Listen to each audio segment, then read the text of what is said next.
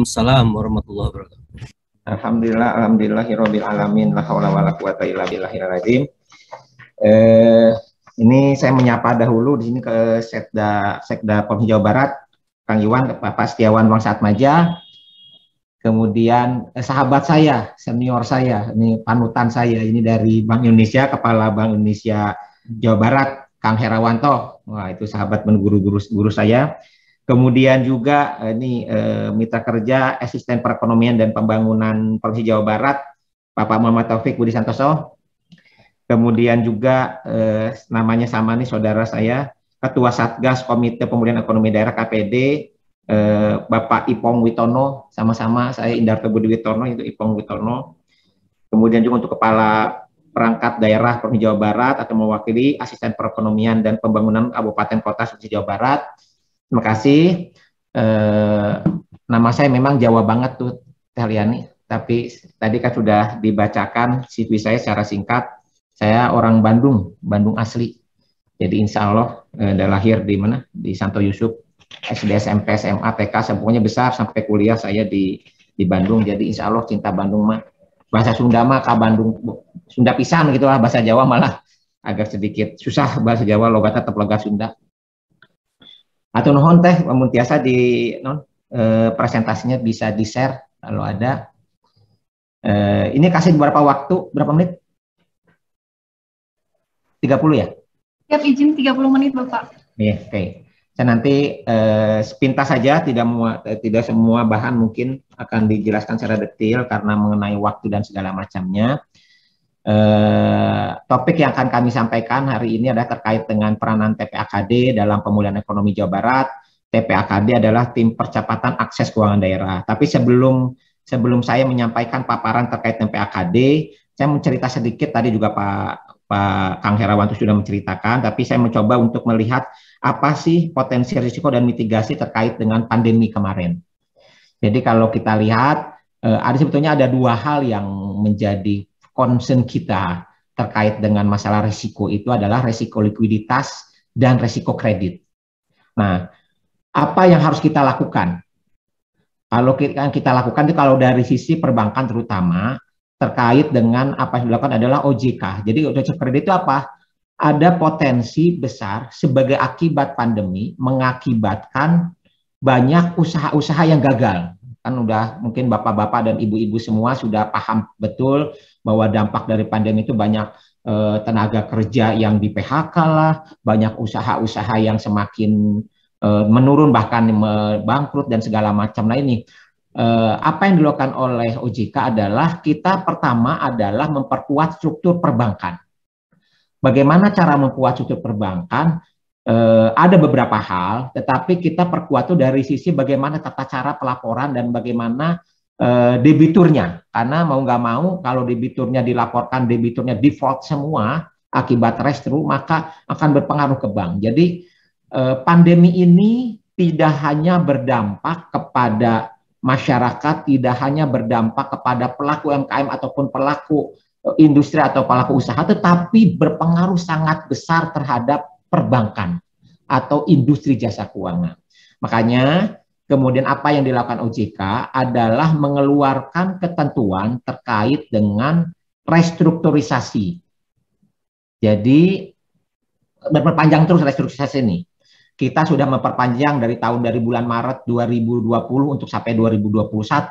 Kita perpanjang 2021 menjadi 2022 Maret. Kemudian di Maret 2022 menjadi 2023 diperpanjang. Apa yang diperpanjang? Yang diperpanjang adalah kredit yang bermasalah. Maksudnya gini, restruktur kredit itu diberikan pada saat awalnya adalah kredit debitur yang debitur bank yang terdampak akibat pandemi COVID-19. Yang sudah terdampak COVID-19, kemudian direstru. Tapi sebelumnya, debitur tersebut sebetulnya nggak ada masalah. Selalu dilaporkan lancar, tidak ada tunggakan, itu yang boleh direstru. Direstrunya seperti apa? Suku bunganya bisa dibayar di belakang, jangka waktunya diperpanjang, dan segala macam upaya yang dilakukan.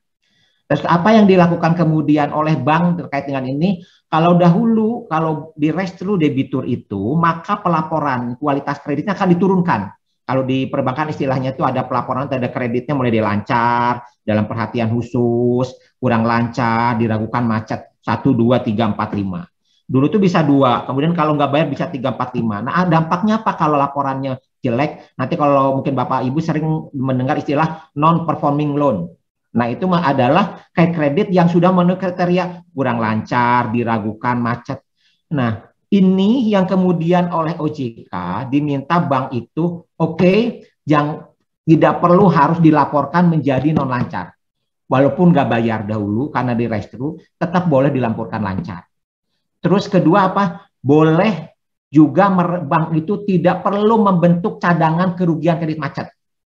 Tuh. Itu menyebabkan jadi perbankan, jadi seolah-olah kalau melihat masyarakat, bank kuat, bukan bank kuat. Karena memang OJK memberikan kelonggaran-kelonggaran, memberikan supaya nanti perbankan bisa tumbuh dengan baik, bisa berjalan dengan masih bisa dengan sesuai dengan yang ada. Nah, kemudian apa yang dilakukan juga terhadap debitur-debitur yang bermasalah tadi, diminta juga kepada bank untuk memberikan kredit kerja modal kerja tambahan. Jadi supaya nanti karena agak sedikit sulit pada masa itu, sehingga debitur diberi kemudahan-kemudahan mengenai itu. Selain itu dari sisi Bank Indonesia, dari sisi OJK, kemudian dari sisi pemerintah juga melakukan kebijakan terkait dengan subsidi bunga. Jadi apa maksud subsidi bunga? Pemerintah membayarkan sebagian dari bunganya. Jadi ada dari bunga-bunga dari debitur-debitur tersebut, malah akhirnya di-cover oleh pemerintah dan segala macam, diberi kelonggaran-kelonggaran untuk dibayarkan kemudian. Nah, itu yang menyebabkan debit yang default, resiko kredit bisa dimitigasi. Jadi karena kalau pada saat itu tidak dilakukan seperti ini, perbankan akan kolaps. Itu yang menjadi pertama. Nah, kemudian dari sisi likuiditas ini dari Bank Indonesia mungkin yang lebih tepatnya nanti sebetulnya Pak Kang Herawanto nih. Salah satu yang dilakukan ada quantitative easing. Jadi dalam rangka untuk likuiditasnya tidak ada permasalahan di pasar, yang dilakukan adalah Bank Indonesia membeli, kalau di berita itu membeli obligasi pemerintah, membeli saham. Jadi uang di masyarakat, uang di perputaran ekonomi itu makin banyak sehingga tidak menjadi permasalahan likuiditas. Kemudian juga pemerintah melakukan penempatan dana pada bank-bank. Jadi tujuannya untuk apa? Jadi pemerintah menempatkan dana, misalkan sempat di BJB. Di BJB saya tempatkan dana 2,5 triliun.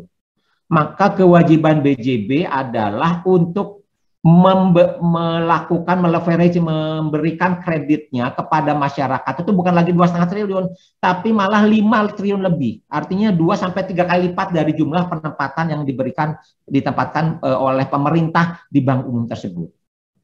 Itu sudah berlangsung, tapi oleh para bank-bank umum rata-rata sudah diselesaikan dan dilunaskan. Dampaknya apa? Likuiditasnya aman. Nah, apa yang kemudian terkait di pasar? Di pasar adalah untuk menjaga. Jadi untuk saham ada beberapa kebijakan dalam rangka untuk mencegah terjadinya gejolak pasar, terutama dari pasar. Apa yang dilakukan? Banyak yang dilakukan oleh OJK dalam hal ini. Antara lain nanti akan dijelaskan di halaman berikutnya adalah terkait misalkan ada buyback saham tanpa RUPS. Jadi misalkan pada saat sahamnya mengalami penurunan yang luar biasa, maka ada perusahaan-perusahaan yang telah mengeluarkan saham itu bisa membeli kembali. Dulu harus RUPS, sekarang nggak perlu RUPS, ambil saja. Memang ada jumlah-jumlah batasannya di atas 10 dan di bawah 20%, ada ketentuan-ketentuan mengenai itu. Tetapi ini diupayakan dalam rangka untuk menghindari gejolak yang di pasar. Jadi kita perkuat dari sisi kreditnya, kita perkuat dari sisi likuiditas, kita kuat dari sisi investornya dalam rangka di pasar, kita perkuat untuk tahan. Nah, ini yang menyebabkan sektor keuangan baik itu perbankan ataupun non perbankan menjadi kuat, karena kebijakan ini tidak hanya di perbankan saja, kita lakukan juga di industri keuangan non bank. Sehingga apa? Kondisi di sektor jasa keuangan baik itu dari sisi permodalan, dari sisi likuiditas itu terjaga dengan baik. Akhirnya apa dampaknya? Dampaknya makanya program pemulihannya tetap berjalan dengan baik walaupun agak lambat karena pandemi belum selesai terus. Dampaknya apa? Sehingga mengakibatkan program tetap berjalan meskipun kita tahu bahwa tetap karena adanya PPKM, adanya dan segala pandemi belum selesai, bahwa aktivitas ekonomi mengalami penurunan ya. Tetapi kalau kita bandingkan negara lain, karena kita pandeminya pengelolaannya luar biasa di pemerintah saat ini, aktivitas ekonomi bisa berjalan jauh lebih baik dibandingkan dengan negara lain. Kemudian juga apa yang dilakukan tadi, mungkin kalau bapak-bapak, ibu-ibu sering Pak Gubernur menyampaikan, ayo belanja segala macam. Kenapa? Itu untuk meningkatkan permintaan masyarakat mereka terhadap produk-produk yang ada. Karena kalau pasarnya bergerak dengan baik, demand-nya tumbuh tinggi, maka nanti pelaku UMKM itu akan bergerak dengan baik. Mereka akan melakukan kegiatan-kegiatan usaha. Itulah yang didorong oleh kita itu maksudnya kita ada OJK, ada Bank Indonesia, ada pemerintah, pokoknya seluruh pada pemerintah semuanya berupaya agar dampak pandemi ini bisa dilewati dengan baik. Lanjut. Nah, tadi yang disampaikan terkait dengan ini sebetulnya penjabaran dari apa yang tadi disampaikan, kebijakan-kebijakan regulasinya apa yang diberikan OJK. Ada beberapa hal tadi yang terkait dengan pasar, terkait dengan buyback saham tanpa rupiah tadi sudah dijelaskan bahwa emiten, bahwa perusahaan yang mengeluarkan saham bisa membeli sahamnya kembali apabila turunan drastis di antara sampai dengan 10% atau 20% dari modal store-nya. Kemudian juga ada perubahan batasan auto rejection. Jadi secara otomatis apabila terjadi penurunan yang luar biasa atau kenaikan yang luar biasa di saham, ini rata-rata penurunan, maka otomatis terhenti dulu nanti kegiatan jual beli saham tersebut. Kemudian juga pelarangan transaksi short selling, artinya itu dulu itu dimungkinkan ada penjualan saham tanpa saham. Nanti itu intinya detailnya adalah pokoknya intinya bahwa dimungkinkan ada investor melakukan penjualan saham tanpa sahamnya pinjam dari investor lain, dari perusahaan lain. Nah itu yang dimungkinkan sekarang untuk mencegah adanya gejolak di pasar saham, maka itu tidak dimungkinkan pada masa pandemi ini. Kemudian dari sisi perbankan terutama, kalau dulu tuh kalau bank ini, contoh ini yang misalkan relaksasi penempatan dana antar bank, ini artinya pada saat nanti bank perkreditan rakyat misalkan, kalau mau menempatkan dana atau bank umum menempatkan dana ke bank lain, itu ada batasan-batasan jumlahnya. Kita soalnya ada istilahnya itu adalah batas maksimum pemberian kredit, termasuk di dalamnya adalah penempatan kepada bank lain. Jadi antar bank itu misalkan BPR dibatasi. Nah ini dimungkinkan untuk dilanggar, bukan dilanggar, direlaksasi sehingga dimungkinkan untuk meningkat. Kemudian juga tadi penurunan pembentukan, penyisihan, penghapusan seperti PPAP. PPAP itu sebetulnya adalah cadangan pembentukan kerugian atas kredit yang bermasalah. Jadi tadinya dibentuknya harusnya besar, ini dibentuk rendah meskipun ada kredit bermasalah. Dalam rangka apa tadi? Dalam rangka menjaga agar individu BPR-nya tetap menjadi kuat. Kemudian juga tadi restru ini bukan dianggap sebagai kredit NPL. Nah, lo dulu kan udah kemudian ada nunggak menjadi kredit NPL. Nah, ini yang tidak terjadi di perbankan.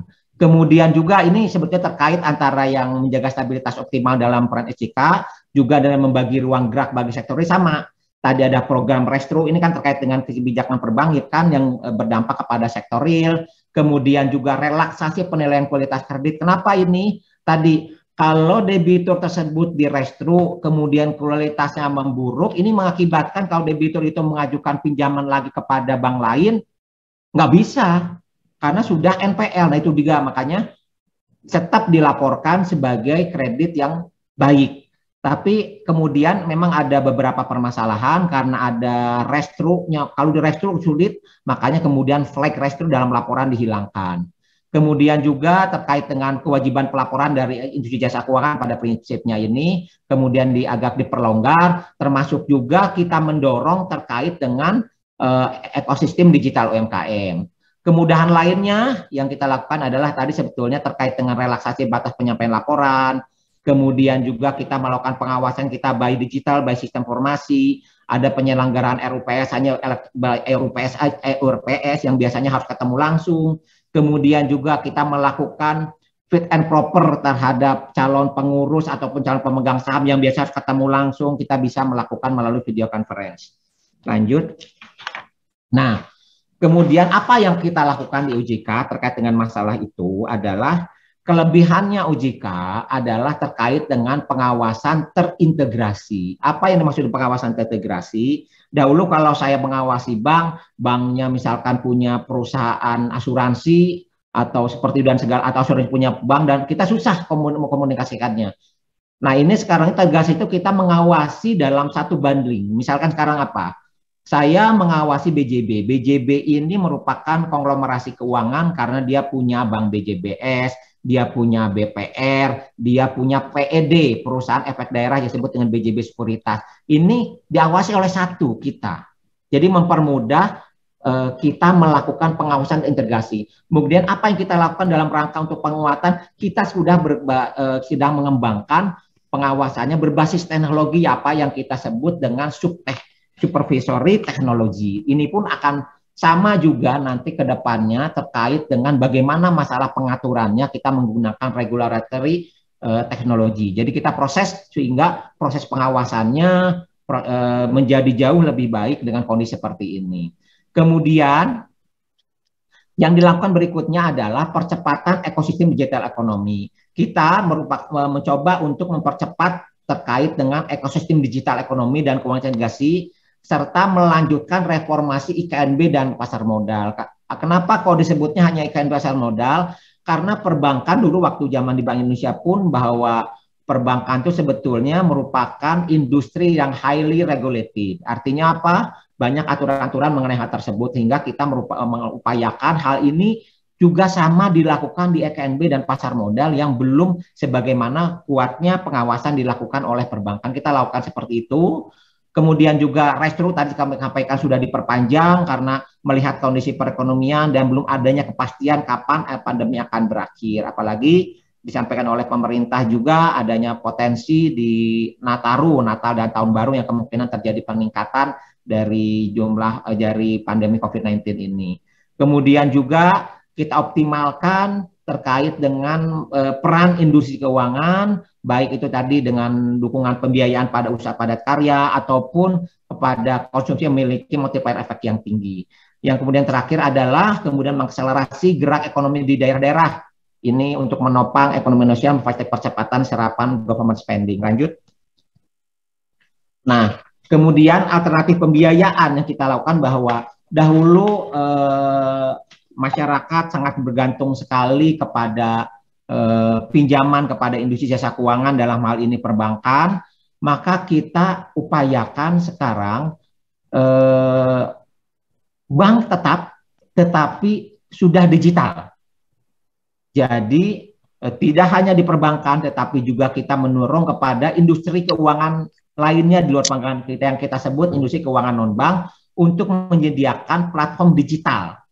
Jadi biasanya di handphone aja sudah bisa melakukan kita buka rekening dan segala macam. Jadi tidak perlu harus datang ke banknya langsung untuk menghindari pertemuan fisik yang bisa mengakibatkan tadi COVID-19 tadi makin tersebar makin banyak. Kemudian selain daripada itu juga kita mencoba untuk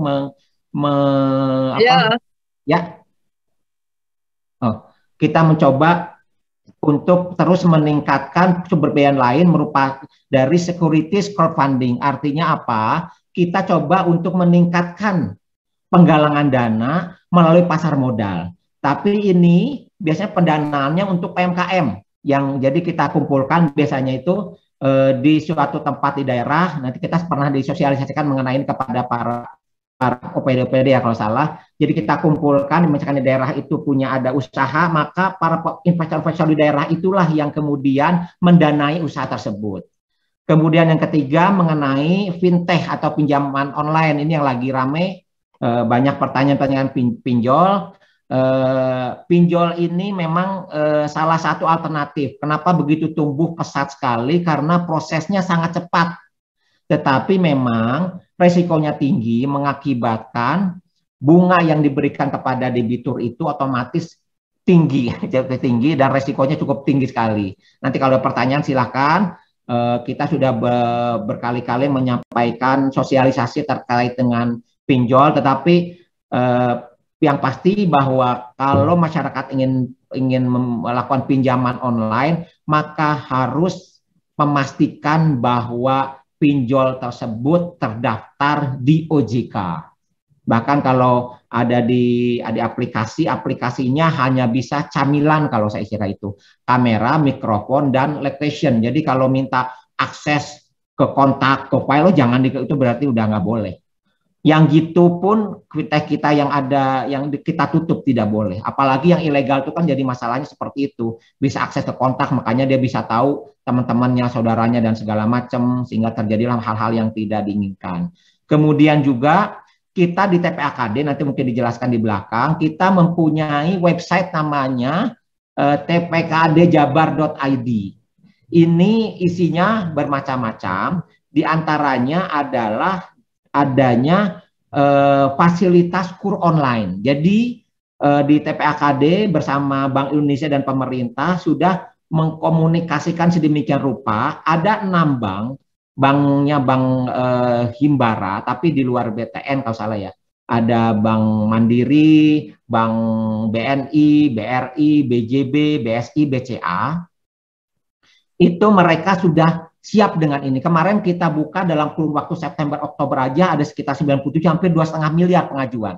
Kita dalam proses untuk terus penyempurnaan karena kita belum memantau berapa sih yang disetujui, tetapi yang baru kita lihat adalah mereka pengajuannya. Nanti kita akan coba optimalkan sehingga akan terpantau kita dengan baik. Lanjut. Nah, ini yang menjadi TPAKD. Nah, TPAKD mungkin bisa dibaca sendiri terkait dengan apa itu definisinya, tetapi intinya bahwa kita adalah upaya kerja bersama di antara para pihak yang berkepentingan terkait dengan pertumbuhan ekonomi di suatu daerah dengan cara percepatan akses keuangan daerah. Jadi kalau misalkan selalu kita kerjasamanya adalah 3 inti utama yang kalau di atas itu adalah pemerintah daerah setempat, kami OJK dan Bank Indonesia. Selalu kita bekerja sama dalam rangka untuk tadi percepatan akses keuangan daerah. Apa yang tujuannya tadi? Kita biasanya mempertemukan antara pelaku usaha dengan industri jasa keuangan, terutama dari perbankan apabila pelaku usaha tersebut mengalami kendala. Kadang pun tidak perlu hal seperti itu. Kita koordinasi dengan pemerintah daerah setempat mempunyai atau Bank Indonesia mempunyai informasi terkait dengan binaan-binaan UMKM, kita pertemukan bagaimana supaya mereka bisa meningkat lebih baik lagi. Jadi kita coba gali kemungkinan UMKM itu berkembang, kita gali potensi ekonomi daerah, kita gali sumber pendanaan yang ada sehingga program-program di daerah bisa berjalan dengan baik. Jadi kita upayakan. Nah, itulah makanya kami berupaya terus agar TPAKD bisa terbentuk di semua daerah di 27 kabupaten kota. Nah, kami selalu nanti menghimbau kepada Bapak-Bapak dan Ibu-Ibu, peresmian atau pembentukan TPAKD itu kalau bisa selalu direndengkan dengan TP2DD yang punya Bank Indonesia. Kenapa? Karena ini akan sinerginya akan semakin baik. Jadi harapan nanti ke depan, ini di kita sudah ada pemerintah provinsi sudah terbentuk dan ada di 14 kabupaten kota sudah terbentuk, meskipun yang sudah mendapat untuk dibentuk secara kita datang langsung itu dikukuhkannya itu belum semuanya, baru sekitar 8-an. Jadi kita akan melakukan pengukuhan beberapa TPAKD di beberapa daerah.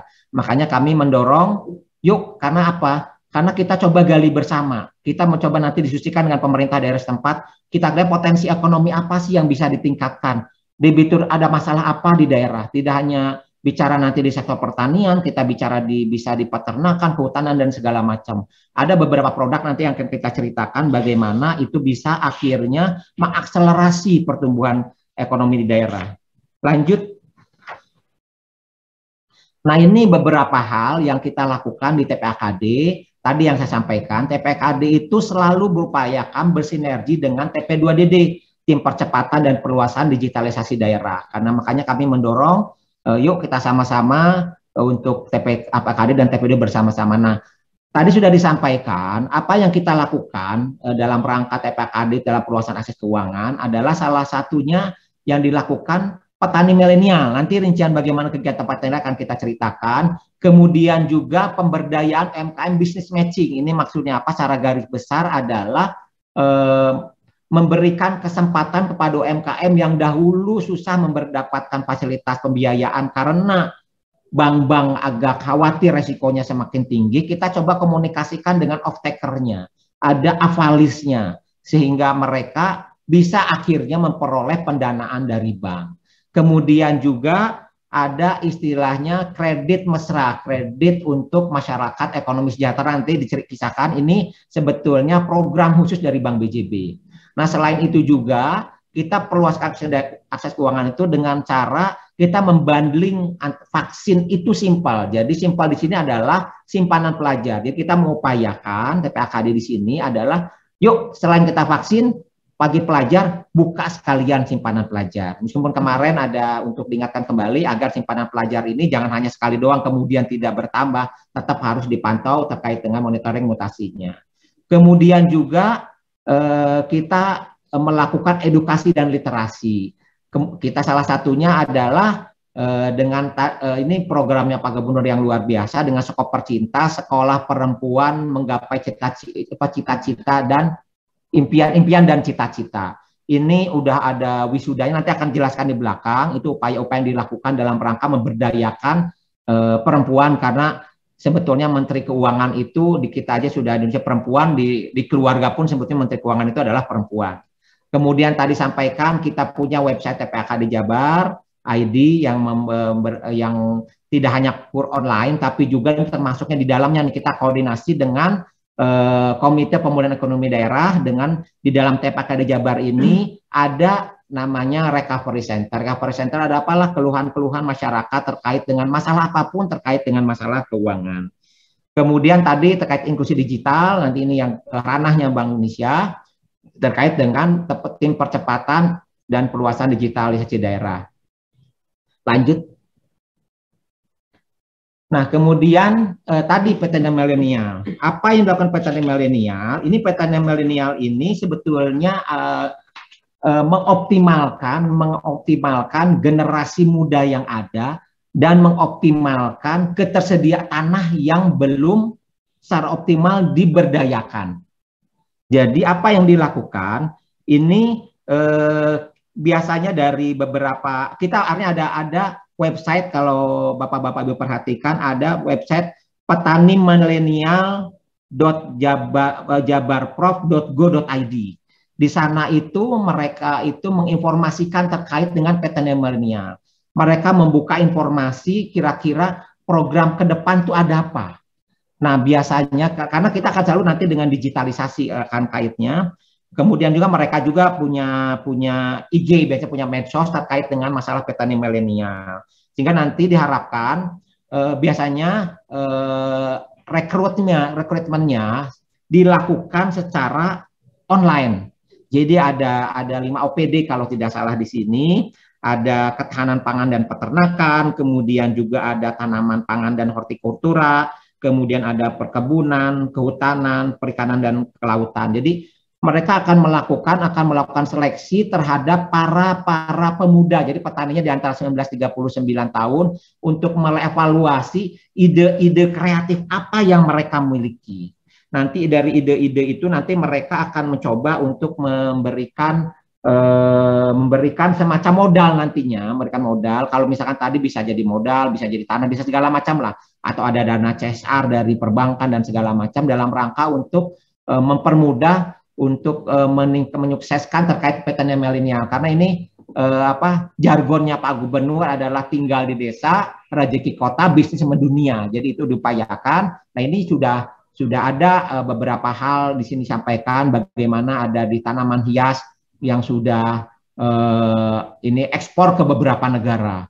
Kemudian juga burung puyuh ini sudah mencapai sekitar 40 juta burung puyuh. Kita mencoba menghilangkan stigma bahwa makan telur burung puyuh itu menyebabkan kolesterol, padahal tidak seperti itu. Bahkan ini telur puyuh jahat dibandingkan telur ayam kampung ayam biasa, ternyata tidak, segala macam itu sedang upayakan juga. Kemudian juga dengan lebah madu, lele, dan segala macam. Ini hasil produk dari PTN milenial di tahun 2021. Lanjut. Kemudian selain daripada itu juga tadi sudah disampaikan di awal, ada selain PTMBL adalah business matching. Jadi business matching itu kita mencoba untuk mempertemukan antara pelaku usaha yang kesulitan untuk memperoleh pendanaan, maka kita pertemukan dengan off-taker yang bisa menjadi avalis dan bisa untuk membeli produk yang dijual oleh mereka. Kemudian dalam rangka untuk percepatan juga, kita mencoba mengkolaborasikan dengan BUMDes. Artinya apa? Nanti BUMDes yang melakukan pupuknya dari BUMDes nanti, kemudian kalau panen dari petani kepada tadi off-takernya kepada perusahaannya itu adalah BUMDes dan segala macam, sehingga para petani ini akan fokus melaksanakan kegiatan usahanya di pertaniannya. Kalau kita bicara tebu ataupun di mangga seperti itu. Kemudian yang kita lakukan pula adalah kita mencoba untuk mensinergikan ini, mengkomunikasikan terkait dengan permasalahan yang timbul, misalkan tebu dulu kepemilikan tanah menjadi masalah, pemilikan tanah menjadi ribut karena misalnya segala macam dengan dengan perusahaan perkebunan gula di sana. Jadi kita upayakan itu bisa selesai, malah sekarang ini kedua belah pihak saling menguntungkan mereka sudah dapat otomatis, petani sudah senang berkebun karena sudah jelas siapa pembeli dan segala macamnya. Selain itu juga meskipun nanti tidak ada BUMDes, nanti tetap kita akan upayakan harus ada BUMDes, kita juga melakukan bisa langsung untuk melakukan pertemuan antara debitur pelaku usaha UKM dengan off-taker pengusahanya. Ini sudah kita lakukan di beberapa produk, jagung, sapi, domba, ubi cilembu, ubi jema, kita pertemukan. Bahkan kita bisa optimalkan ke depan. Artinya tidak hanya pasarnya dari off-taker pun akhirnya kan kita lihat misalkan dari peternak kepada off-taker sudah. Dari off-taker ini pengusaha misalkan kita mencoba melihat apabila pengusaha ini belum ekspor, kita pertemukan dengan bank yang punya dia nasabah eksportir. Nanti upayakan nanti bisa dipertemukan, saya punya nasabah Pak di Cina dan segala macam atau di Taiwan atau di Amerika atau Italia. Nah, pada pertemukan kalau memang produknya itu dibutuhkan. Jadi seperti itu kita upayakan supaya nanti tidak hanya begitu saja tapi kita akan mengembangkan. Selanjutnya adalah tadi yang kita sebut dengan kredit mesra. Jadi masyarakat ekonomi sejahtera. Ini sebetulnya adalah kreditnya tanpa bunga dan tanpa agunan. Memang kredit ini diberikan ada biaya administrasi yang relatif tinggi tetapi rendah hitungannya. Gini. Ini memang kita kerjasamanya dengan beberapa rumah ibadah tidak hanya Islam, tetapi juga bisa dari sisi agama lain lah, agama yang sudah ada di Indonesia ini kepada jemaah-jemaah mereka atau kepada masyarakat di lingkungan seperti itu. Kita berikan. Awalnya dulu adalah merupakan dana CSR-nya BJB. Tapi kemudian berikutnya karena menganggap itu CSR hibah, ada permasalahan mereka nggak bayar, nah kemudian muncullah angka tadi.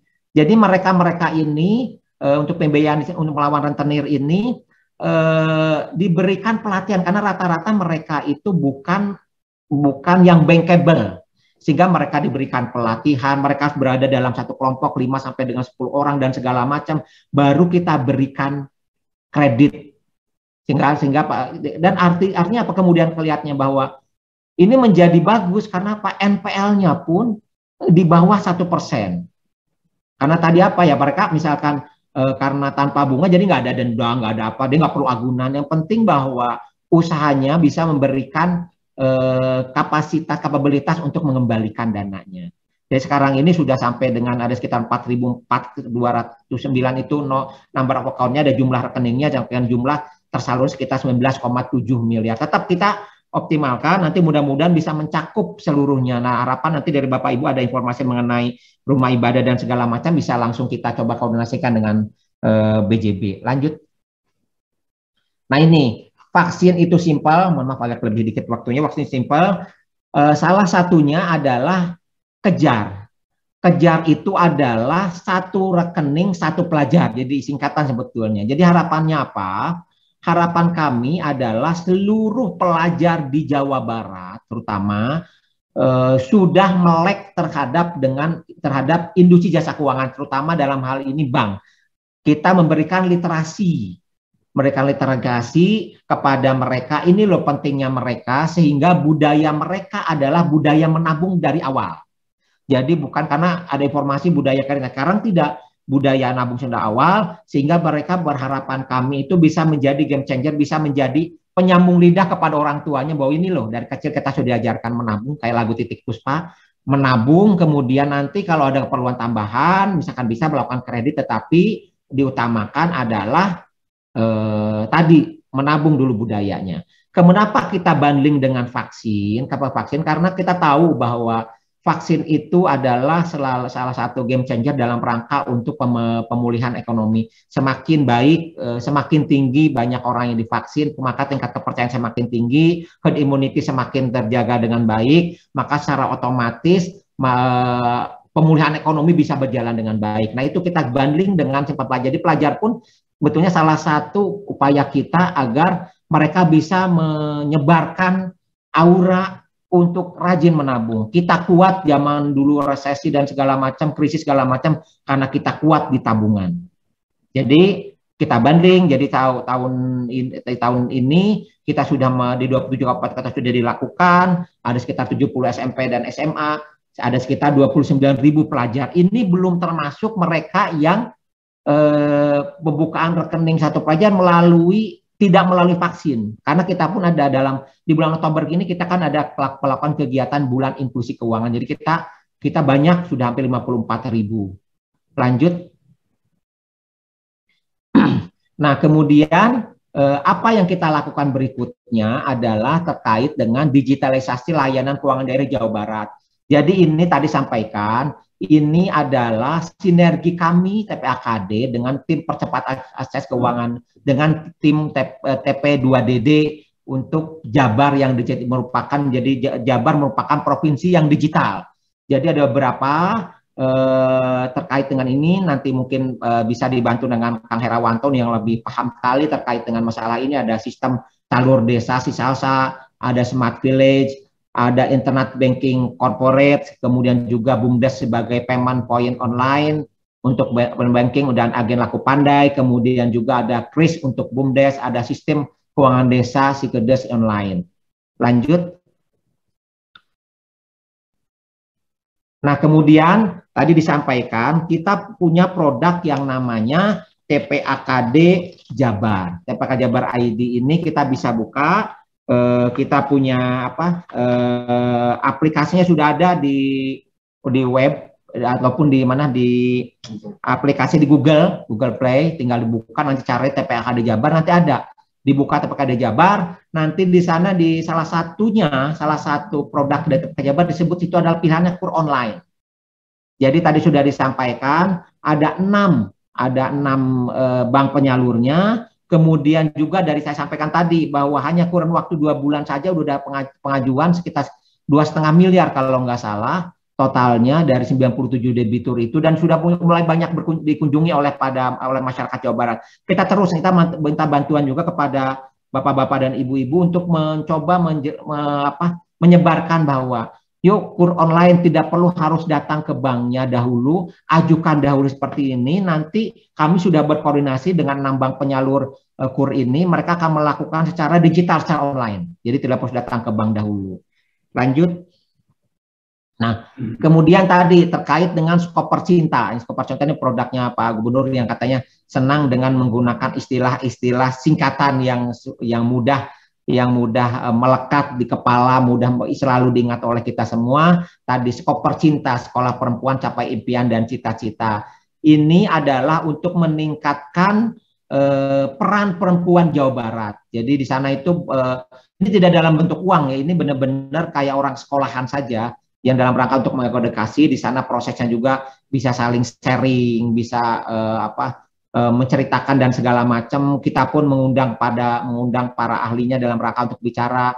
Ada prosesnya di sini, bagaimana dari pembentukannya dan segala macam. Bahkan ada proses nanti biasanya di wisuda yang tahun 2021 sudah banyak. Ini sudah sekitar hampir 30.000 orang yang sudah di wisuda terkait dengan Skoper Cinta ini.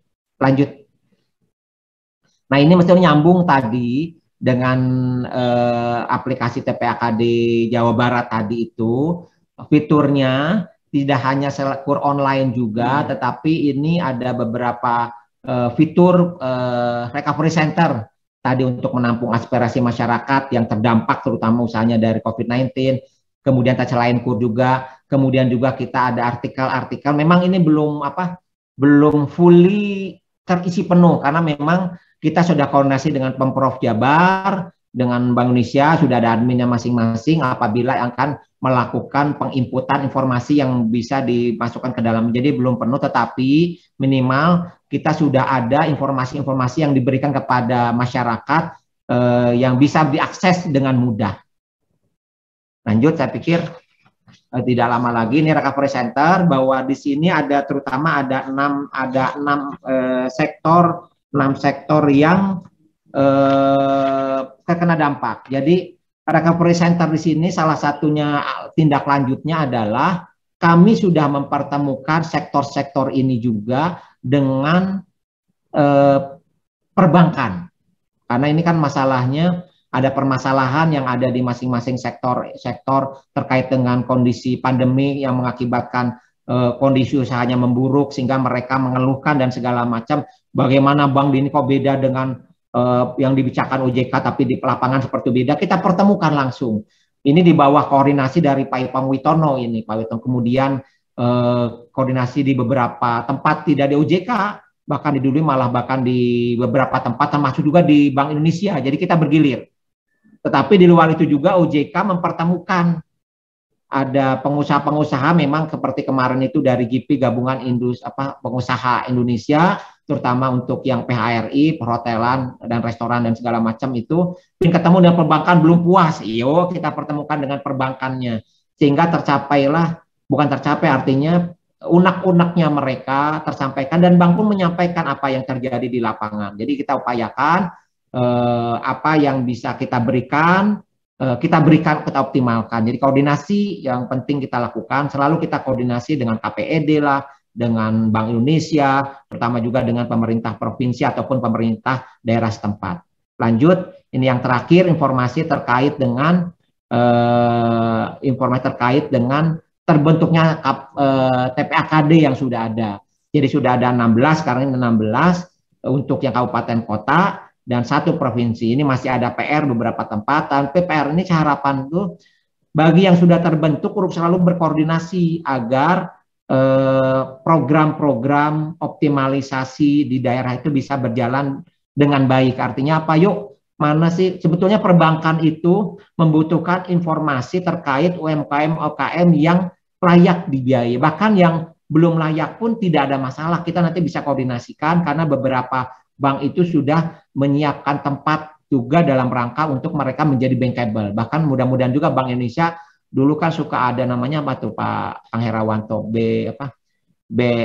lupa saya namanya itu dalam rangka mitra bisnis BBMP namanya itu dalam rangka untuk membuat rekan-rekan atau para masyarakat yang punya usaha supaya menjadi bankable dilatih dulu oleh Bank Indonesia dulu, ada pelatihan-pelatihan, mudah-mudahan kita bisa dihidupkan kembali dengan mensinergikan dengan perbankan. Jadi kita tahu bank itu kalau mau ngasih kredit itu apa sih yang dibutuhkan dari usahanya. Nanti ke depan kita mencobakan mengkoordinasikan dengan beberapa perbankan supaya ada CSR dalam rangka untuk melatih kepada para pengusaha-pengusaha muda ataupun para usahawan-usahawan agar mereka menjadi bankable. Jadi terima kasih. Saya pikirkan cukup sekian. Mudah-mudahan apa yang saya sampaikan berkenan dan kalau ada pertanyaan monggo nanti kita bisa diskusikan lebih lanjut. Demikian Teh, mangga silakan. Assalamualaikum warahmatullahi wabarakatuh.